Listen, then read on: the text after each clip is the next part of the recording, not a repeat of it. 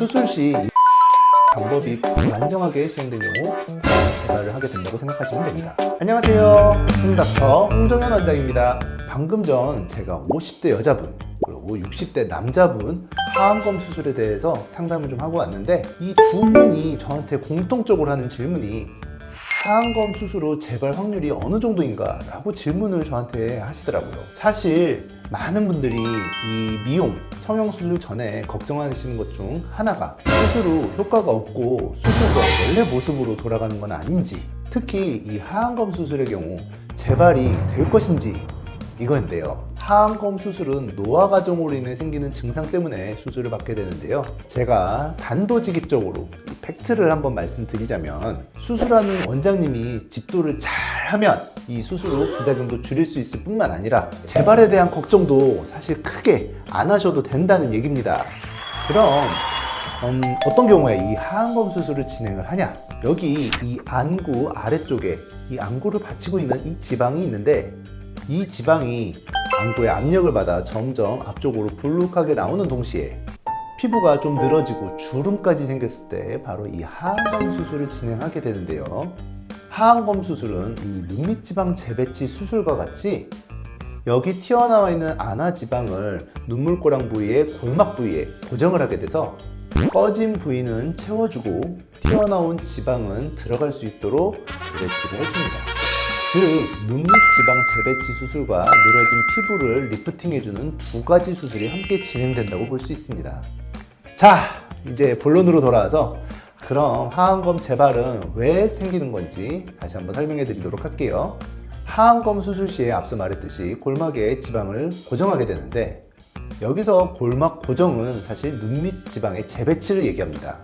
수술 시 일을 하지 않거나 아니면 좀 미흡하게 한 경우, 즉 눈밑지방 재배치 방법이 불안정하게 시행된 경우 재발을 하게 된다고 생각하시면 됩니다. 우리의 몸은 중력의 힘을 지속적으로 받아서 뭐든지 아래쪽으로 처지거나 눌리는 힘을 받게 되는데요. 그래서 안구가 이 눈밑지방을 누르면서 지방이 앞으로 튀어나올 수밖에 없게 됩니다.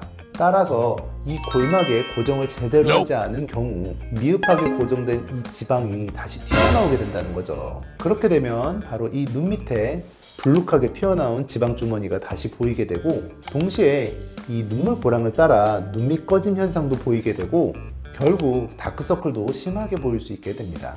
일부 병원에서는 사실 이 골막 고정 방법이 어렵고 까다로워서 그냥 이 지방을 제거한 후에 지방 이식을 하거나 아니면 바로 이 안화 지방만 그냥 제거하는 경우도 있답니다.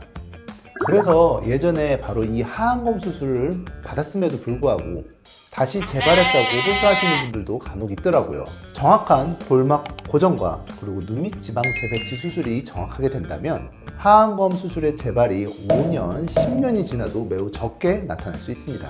또한 이 눈물고랑 부위의 정확한 박리를 통해서 지방 재배치가 이루어진다면 다크서클도 개선이 되면서 수술의 결과 또한 매우 만족스럽게 되는데요. 실제로 저한테 하안검 수술 후 효과가 없거나 재발이 돼서 다시 재수술 받으러 오시는 분들이 거의 없습니다. 이렇게 제대로 수술이 된다면 재발 확률이 거의 없는 수술이 바로 이 하안검 수술이에요. 이 영상을 보시는 분들 중에서 이 하안검 수술을 고려하시는 분들이 있으시다면 저 홍닥터한테 오셔서 상담 한번 받아보시고 현재 본인의 상태가 확실하게 개선이 될 수 있는지 한번 체크해 보시는 것도 좋을 듯 합니다. 제가 꼼꼼히 봐드릴게요. 오늘 영상 여기까지 할게요. 안녕.